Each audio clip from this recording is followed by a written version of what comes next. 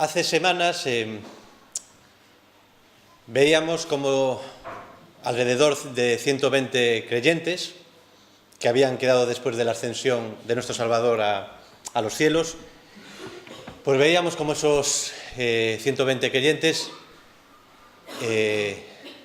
estaban unánimes reunidos, y en el día de Pentecostés, pues, ¿os acordáis? Bajó el Espíritu Santo y a continuación, pues, empezaron a hablar en distintas lenguas, y las gentes que estaban en Jerusalén, procedientes de distintas zonas de alrededor, de Ponto, de Galacia, de Frigia, pues maravillados se daban cuenta de que los creyentes estaban hablando en cada una de sus lenguas.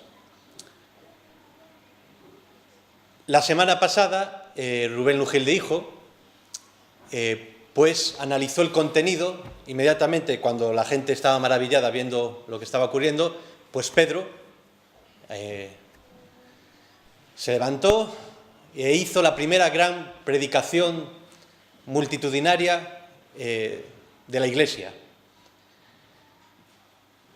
a miles y miles de personas.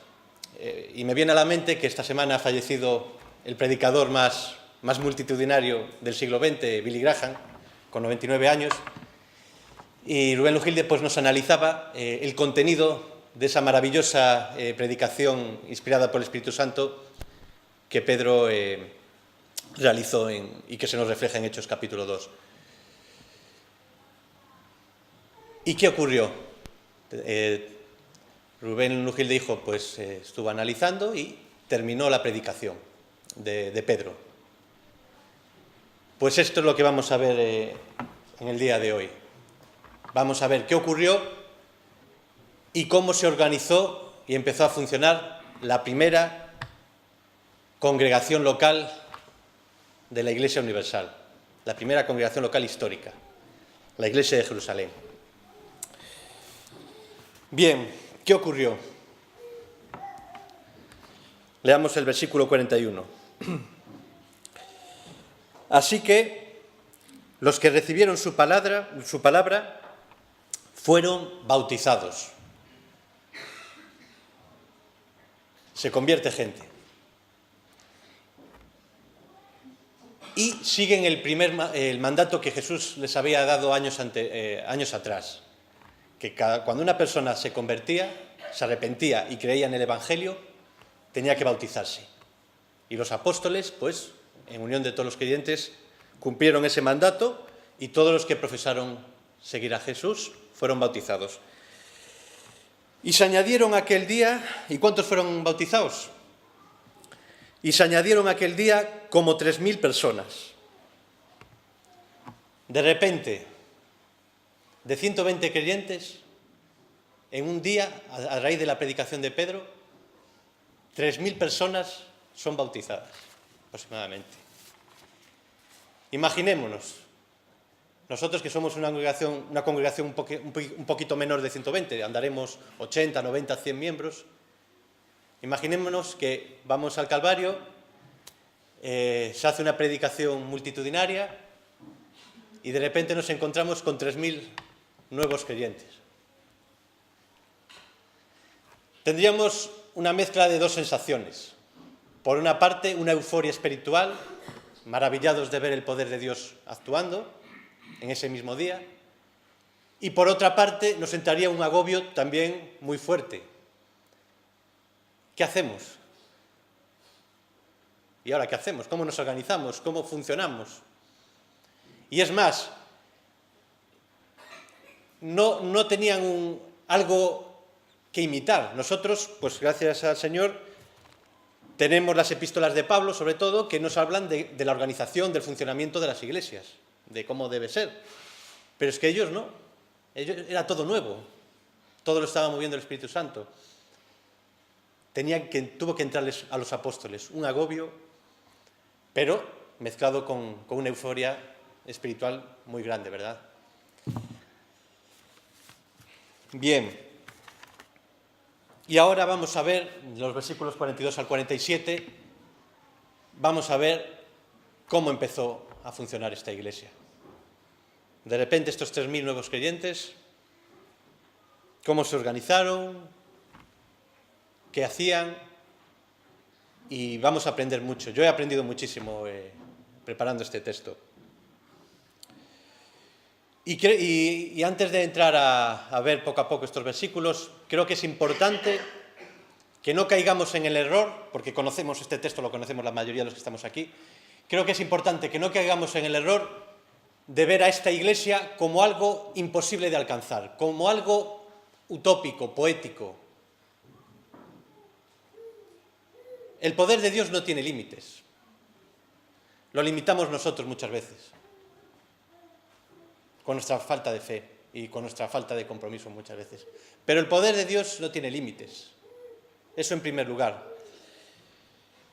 Es verdad que la sociedad en aquella época era muy distinta a la nuestra, que las circunstancias de la vida eran muy distintas a las nuestras, las costumbres, las formas de pensar. Pero este texto nos puede marcar unos principios espirituales a cada uno de nosotros y como congregación muy importantes. Y sería bueno que cuando salgamos de aquí los tengamos aquí implantados y que estemos dispuestos a seguirlos. Siendo conscientes, vuelvo a repetir, de que la sociedad lógicamente ha cambiado mucho en 2000 años y que había otro tipo de problemáticas, de circunstancias. Versículo 42, empezamos. Vamos a ver cómo era esta iglesia local, esta primera iglesia local de la historia. Y perseveraban, y en este versículo vamos a ver todas las cosas en las que perseveraban, en las que estaban comprometidos, en las que se estaban esforzando. Y perseveraban, primera cosa, en la doctrina de los apóstoles. 2000 años después, nosotros estamos aquí, 2000 años después, sabemos lo que es la esencia del Evangelio. La esencia del Evangelio es que creemos que Dios se hizo hombre en la persona de Jesús, que vino a esta tierra, tuvo una vida de 33 años aproximadamente, tuvo 3 años importantes de ministerio que se nos refleja en los Evangelios, nos enseñó un montón de cosas, murió en la cruz por cada uno de nosotros, pagó el sacrificio, resucitó y ascendió a los cielos. Y tenemos todas sus vivencias y todas sus enseñanzas, sobre todo reflejadas en los 4 evangelios.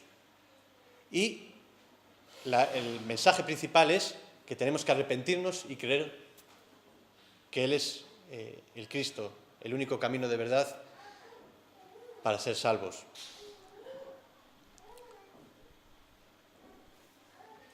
Esa es la esencia del Evangelio. Ahora bien, ellos, cuando todo esto empieza a ocurrir, no tenían reflejados por escritos los 4 evangelios,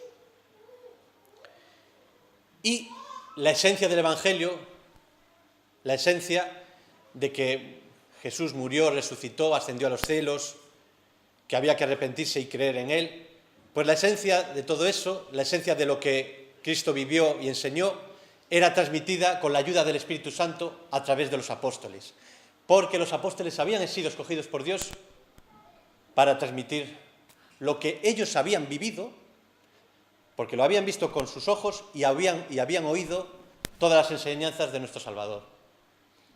Y esa es la esencia de la doctrina de los apóstoles. Y si vamos, por ejemplo, 3 capítulos más adelante, cuando Pedro y el resto de apóstoles están compareciendo ante el sumo sacerdote en Jerusalén, ellos les predican el Evangelio, les cuentan lo que ha hecho Jesús aquí en la tierra, les cuentan que Jesús murió, resucitó y ascendió a los cielos, les predican el Evangelio, pero afirman la autoridad de su mensaje. Y si nos fijamos en el versículo 32 del capítulo 5, le dicen al sumo sacerdote: y nosotros, hablando Pedro, en nombre de todos los apóstoles, y nosotros somos testigos suyos, lo vieron, lo oyeron, de estas cosas. Y también el Espíritu Santo, el cual ha dado Dios a los que le obedecen. la doctrina de los apóstoles. Pero fijémonos en la última parte. Y también el Espíritu Santo, el cual ha dado Dios a los que le obedecen. Y 2000 años después, si hay alguna persona que todavía no tiene a Cristo en su vida, puede recibir en este mismo momento el Espíritu Santo si se arrepiente y cree que Jesús es el único camino de salvación. Si está dispuesto a que Dios sea lo más importante en su vida. Si está dispuesto, a pesar de sus imperfecciones, a obedecerle, a comprometerse, a perseverar. Que Él sea lo más importante. Porque si estás dispuesto y quieres dar el paso en esta mañana, como dice Pedro en Hechos 5:32, y recibirá también el Espíritu Santo, el cual ha dado Dios a los que lo obedecen. 2000 años después, el poder de Dios sigue vigente. ¿Quieres entregar a tu vida a Cristo en esta mañana? Esto que se nos refleja aquí en la Biblia no es solamente teoría, esto es vida. Dios tiene poder para cambiar cada una de nuestras vidas. ¿Quieres entregar tu vida?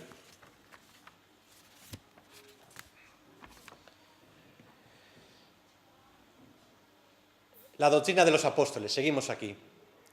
Pero es que además los apóstoles y el resto de creyentes que colaboraban con ellos a la hora de testificar del Evangelio también predicaban sobre el cumplimiento de las profecías sobre el Mesías, sobre el cumplimiento de las profecías sobre Jesús. Nuestro propio Salvador ya lo anunciaba cuando Él estaba en vida. Y lo vemos en muchos versículos del Nuevo Testamento. Él anunciaba que era el Mesías, ¿verdad? Él era el que los profetas profetizaban. Hay muchos textos que enfatizan este tema. Os voy a leer un breve texto. Primera de Pedro, capítulo 1, versículos 10 al 11. Pedro le recuerda a los creyentes que están expatriados en distintas partes de Asia Menor, les recuerda lo siguiente, hablando sobre el cumplimiento de las profecías de los profetas del Antiguo Testamento, de que Cristo era el Mesías. Dice así, versículos 10 y 11 del capítulo 1 de Primera de Pedro. Los profetas que profetizaron de la gracia destinada a vosotros, inquirieron y diligentemente indagaron acerca de esta salvación, escudriñando qué persona y qué tiempo indicaba el Espíritu de Cristo que estaba en ellos. El Espíritu de Cristo estaba en los profetas del Antiguo Testamento, el cual anunciaba de antemano los sufrimientos de Cristo. Fantástico texto el de Isaías 53, ¿verdad? Con qué precisión acierta, lógicamente inspirado por el Espíritu Santo, en todo lo que iba a padecer nuestro Salvador. Y las glorias que vendrían tras ellos. Por eso nos acordamos de cómo los nuevos creyentes de la iglesia de Berea, cuando les predicaron el nuevo Evangelio, ellos analizaban las profecías del Antiguo Testamento y reconocían que Cristo era sobre el cual se profetizaba. La doctrina de los apóstoles. ¿Y qué método utilizaban los apóstoles y los creyentes que con ellos colaboraban para enseñar el Evangelio de Jesús? ¿Qué método utilizaban? Pues podemos denominarlo método catequístico, que es una palabra que correctamente utilizan muchas veces los católicos, ¿no? La catequesis. ¿Y qué es el método catequístico? Es enseñar dos cosas. Las vivencias de nuestro Salvador, los hechos que le ocurrieron, que vienen reflejados en los 4 evangelios sobre todo, y sus dichos, sus enseñanzas espirituales, sus vivencias y sus enseñanzas espirituales. Y ellos todavía no lo tenían reflejado por escritos. Hay que tener en cuenta que la mayoría de los creyentes no sabían leer y escribir. Y los pocos que sabían leer y escribir iban recogiendo por escrito lo que oralmente les decían los testigos. Entonces, ¿cómo hacían para transmitir todo lo que habían visto del Señor? Pues lo memorizaban, y se lo iban transmitiendo unos a otros. Y los creyentes que sabían escribir, pues iban reflejando por escrito una cosa puntual, otra por aquí, pero hasta décadas después no se pudo hacer una recopilación de todas esas enseñanzas transmitidas oralmente y recogidas por escrito. Y esas, como bien sabéis, esas recopilaciones pues las tenemos en los cuatro evangelios, Mateo, Lucas, Marcos y Juan. La ventaja que tenía el apóstol Juan es que él lo que reflejó en su evangelio, pues lo vivió, lo escuchó y lo vio. Bien. Pero hay una cosa más que ellos no tenían y que nosotros sí que tenemos acceso. Y esa cosa más la había profetizado, la había prometido nuestro Salvador también cuando estuvo en vida terrenal. Y la recoge Juan, y quiero que lo leáis conmigo brevemente, lo recoge Juan en el capítulo 16, versículos 12 al 15. ¿Y qué les promete nuestro Salvador? ¿Qué les profetiza y qué les promete? Les dice, versículos 12 al 15 del capítulo 16, aún tengo muchas cosas que deciros, pero ahora no las podéis sobrellevar. Era mucha información. Pero cuando venga el Espíritu de verdad, que es lo que estamos viendo en esta mañana, y bueno, ya empezamos a verlo hace semanas y seguimos con ello, pero cuando venga el Espíritu de verdad, Él os guiará a toda la verdad, porque no hablará por su propia cuenta, sino que hablará todo lo que oyere, y os hará saber las cosas que habrán de venir. Él me glorificará, porque tomará de lo mío y os lo hará saber. Todo lo que tiene el Padre, bueno, fijaos lo que dijo, tomará de lo mío y os lo hará saber. Todo lo que tiene el Padre es mío. Por eso dije que tomará de lo mío y os lo hará saber. Y nosotros tenemos una bendición tremenda, porque como bien sabéis, décadas después de esto, pues tenemos las epístolas de Pablo, tenemos el fantástico libro de Hechos que estamos empezando a entrar, y tenemos también, como no, el Apocalipsis. Y eso es lo que Jesús había prometido y se estaba cumpliendo. Las revelaciones escatológicas, cómo tendría que organizarse y funcionar una iglesia, enseñanzas morales muy profundas, que vemos muchas veces en las epístolas de Pablo, etcétera, etcétera. Seguimos. ¿En qué más perseveraban? En la comunión unos con otros. Y si vamos a la palabra original en griego, koinonia, no tengo ni idea de griego, pero me he estado documentando, podríamos decir en la traducción, en aquello que tenían en común unos con otros. Perseveraban en aquello que tenían en común, la comunión, unos con otros. ¿Cuál era la base de unión que tenían los nuevos creyentes? ¿Era el ser judíos? ¿Cuál es la base de unión que tenemos los que estamos aquí en esta mañana? ¿Es ser protestantes, evangélicos? ¿Es tener costumbres parecidas? Hermanos, la Iglesia no es un club social de actividades. La base de unión de los que estamos aquí no es que seamos de asamblea de hermanos, bautistas, pentecostales, buenas noticias, asamblea de Dios, etc. La base de unión, a pesar de nuestros muy diferentes temperamentos, personalidades, formas de ver la vida, etcétera, etcétera, la base de unión es Jesucristo, o por lo menos debiera serlo. Y el Espíritu Santo es quien da efectividad, o debiera darla, a esa unión, a eso que nos une, a eso que ellos tenían en común. Varios textos que nos recalcan la verdad de lo que estoy diciendo. Primera de Juan, capítulo 1, versículo 3. El apóstol Juan dice lo siguiente: lo que hemos visto y oído, él lo vio y lo oyó, eso os anunciamos, para que también vosotros tengáis comunión con nosotros. Y nuestra comunión, la base en común que tenemos, verdaderamente es con el Padre y con su Hijo Jesucristo. No lo olvidemos. Eso es lo que nos une, Cristo. Segunda de Corintios 13, creo que es el último versículo 14. ¿Qué termina diciéndole Pablo a los creyentes de Corinto? La gracia del Señor Jesucristo, el amor de Dios y la comunión del Espíritu Santo, que da efectividad, o que debiera darla, a eso que tenemos en común, sean con todos vosotros. Amén, así sea. Félix nos lo recordaba hace varias semanas. Nos recordaba lo que era ser lleno del Espíritu Santo. Y estos creyentes, la gran mayoría de estos nuevos creyentes, a pesar de ser muy imperfectos, como lo somos cada uno de nosotros, estaban llenos del Espíritu Santo. No apaguéis el Espíritu. También nos recuerda Pablo en un versículo, en una de las epístolas. No apaguéis el Espíritu. ¿Cómo está nuestro Espíritu? Lo tenemos, pero lo tenemos bastante apagado. ¿Estamos dejando que el Espíritu Santo nos llene? ¿En qué más perseveraban los creyentes? En el partimiento del pan.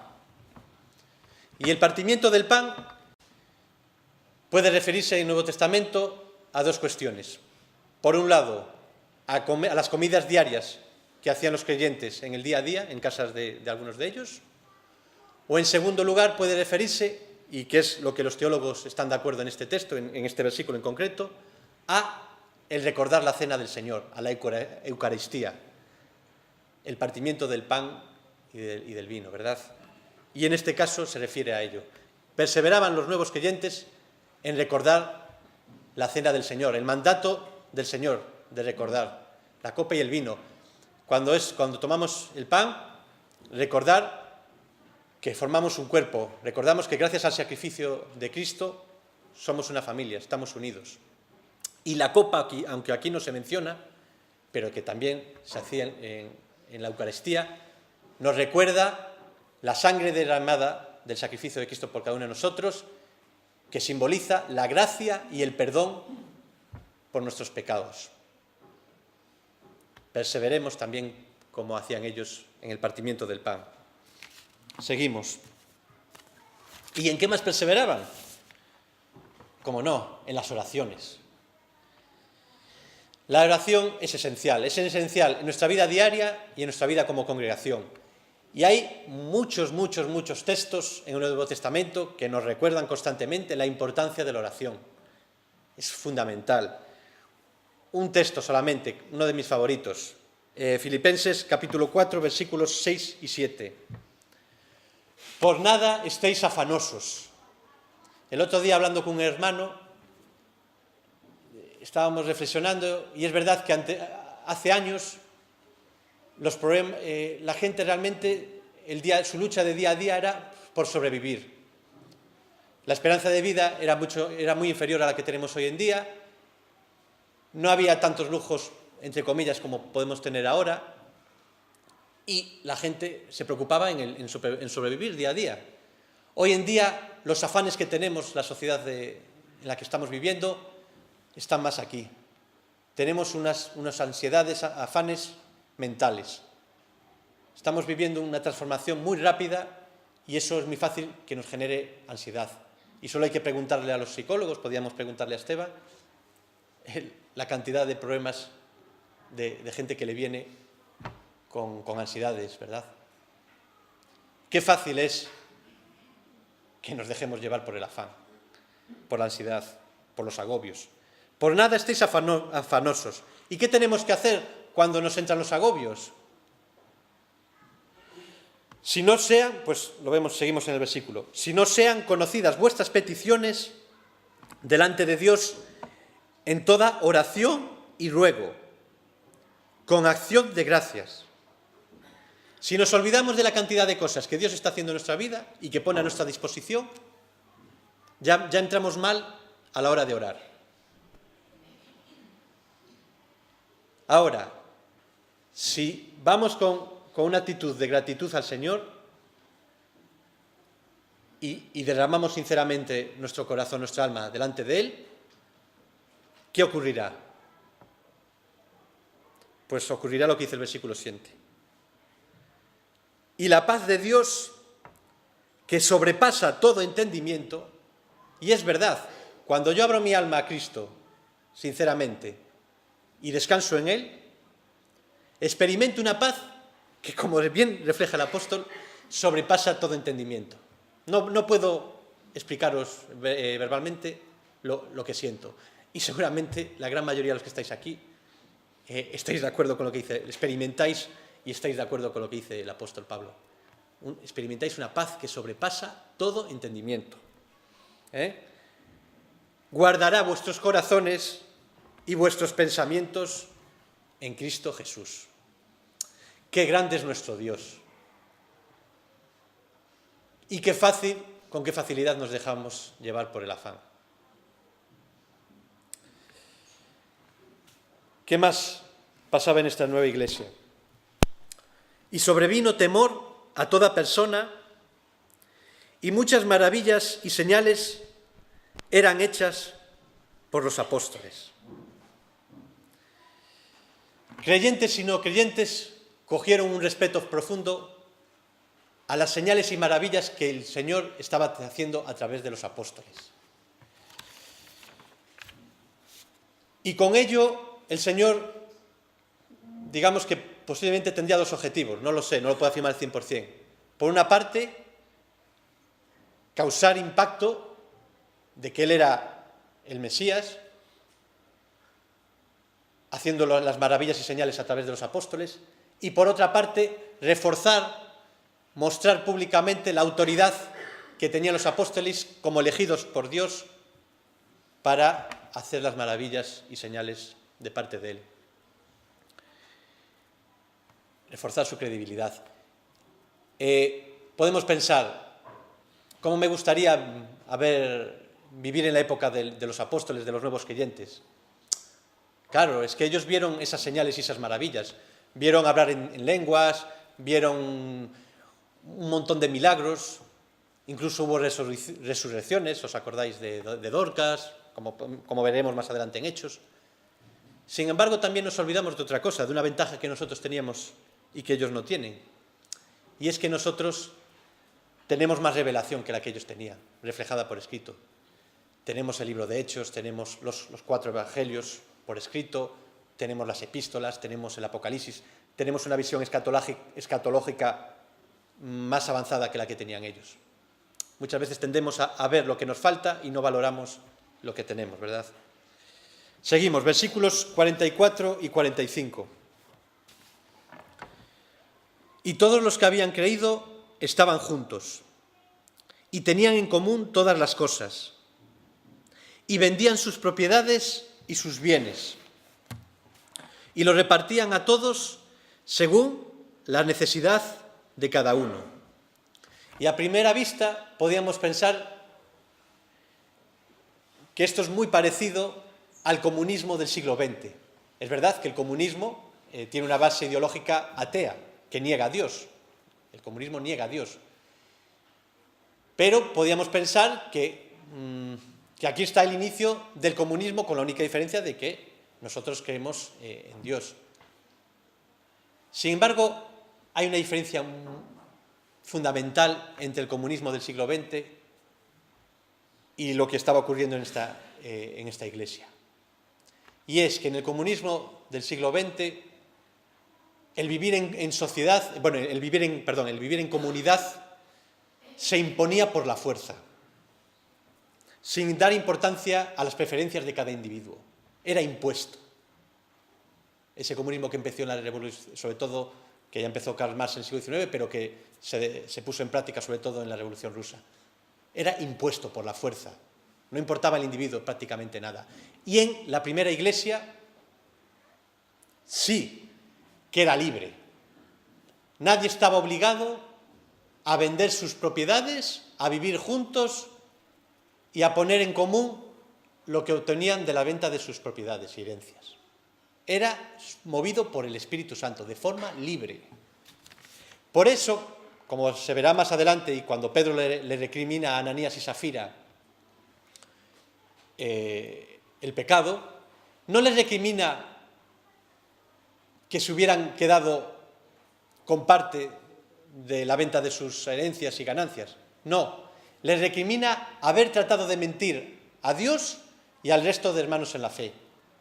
Ellos no estaban obligados a vender las propiedades, ni a poner todo en manos de sus hermanos en la fe, sino que les recrimina la hipocresía y el tratar de mentir a sus hermanos. Así que no nos confundamos. Esto surgía libre, voluntariamente y movido por el Espíritu Santo. Bien, seguimos y vamos terminando. Versículo 46. Y perseverando unánimes cada día en el templo. A primera vista esto puede parecernos extraño. ¿Por qué perseveraban unánimes cada día en el templo? Pues posiblemente hubiese dos razones. Por un lado, tenemos que tener en cuenta que ellos todavía no les había sido revelado claramente que el Evangelio no solamente era para los judíos, sino que también se iba a extender para los gentiles, como poco después le reveló el Señor a Pedro en la historia de Cornelio, ¿verdad? Que también se verá más adelante. Entonces ellos estaban convencidos de que el Señor iba a volver al templo y que se iba a cumplir la profecía de Malaquías. Y os lo leo brevemente. Es la segunda parte del versículo 1 de Malaquías 3. ¿Y qué les profetizaba allí el profeta? Y vendrá súbitamente a su templo el Señor a quien vosotros buscáis. Vendrá súbitamente a su templo el Señor a quien vosotros buscáis. Y el ángel del pacto, a quien deseáis vosotros. He aquí viene, ha dicho Jehová de los ejércitos. Ellos simplemente estaban convencidos de que se iba a cumplir inmediatamente esa profecía y querían estar allí para darle la bienvenida otra vez a Jesús. Y además hay otra segunda posible razón. Y en los evangelios vemos que Jesús iba con mucha frecuencia al templo, iba a enseñar, a purificarlo. Jesús en los evangelios fue con frecuencia al templo. Y ellos, siguiendo el ejemplo del maestro, también, como dice aquí el texto, iban a diario también allí. Y también había otro motivo. Era un fantástico lugar para testificar de Cristo, de que Cristo era el Mesías. Porque gentes de los alrededores de Jerusalén acudían también con relativa frecuencia al templo de Jerusalén. Y era un motivo fantástico también para predicar el nuevo evangelio. Bien, seguimos, vamos terminando. Y partiendo el pan en las casas, comían juntos con alegría y sencillez de corazón. Y aquí el partir al pan, a diferencia de versículos atrás, se refiere a que hacían comidas diarias en casas de hermanos en la fe, de creyentes. Y ahora vamos a reflexionar un poquito en esto. ¿Y cómo lo hacían? Pues el texto nos dice que lo hacían con alegría y sencillez de corazón. No lo hacían por egos, no lo hacían por pretensiones egoístas, orgullosas, lo hacían sin hipocresías. Simplemente estaban alegres de estar juntos y compartir lo que les unía, Cristo. Compartir lo que les había transformado cada una de sus vidas. El cristianismo no es una religión, vuelvo a insistir, no es un club social de actividades. El cristianismo auténtico, verdadero, es una forma total de vida, las 24 horas. El objetivo principal de un cristiano es amar a Dios sobre todas las cosas y amar al prójimo como a uno mismo. El verdadero cristianismo es una forma de vida absoluta. ¿Con qué motivaciones venimos al culto? ¿Con qué motivaciones? ¿Con qué motivaciones nos relacionamos los unos con los otros? ¿Con qué motivaciones nos involucramos en ministerios y actividades de esta Iglesia? ¿Con qué motivaciones? ¿Lo hacemos por pretensiones egoístas, orgullosas, etcétera, etcétera, o lo hacemos por Cristo, sobre todo, al 100%. No sobre todo, al 100%. Solo Cristo, a Él sea la gloria. Reflexionemos en nuestra motivación. Versículo 47. Alabando a Dios y teniendo favor con todo el pueblo. Y el gozo del Espíritu Santo, ¿qué les hacía? Les hacía estar gozosos. Y eso traía también que su forma de comportarse con creyentes y no creyentes causase impacto en Jerusalén y alrededores, teniendo favor con todo el pueblo. ¿Y nuestras vidas? ¿Están causando impacto a nuestro alrededor? ¿O causa un poquito de impacto? ¿Qué grado de impacto estamos causando? ¿Están reflejando el Espíritu Santo en gran medida o en poca? ¿Estamos llenos del Espíritu Santo o lo tenemos muy, muy apagado? Evangelizar no solo es hablar de Cristo. Evangelizar es reflejar, a pesar de lo muy imperfectos que somos, es reflejar al menos un poco la conducta del Maestro. Evangelizar es vivir a Cristo también. Hablar de Cristo y vivir a Cristo. España necesita vidas transformadas por el Espíritu Santo más que conocimientos teológicos.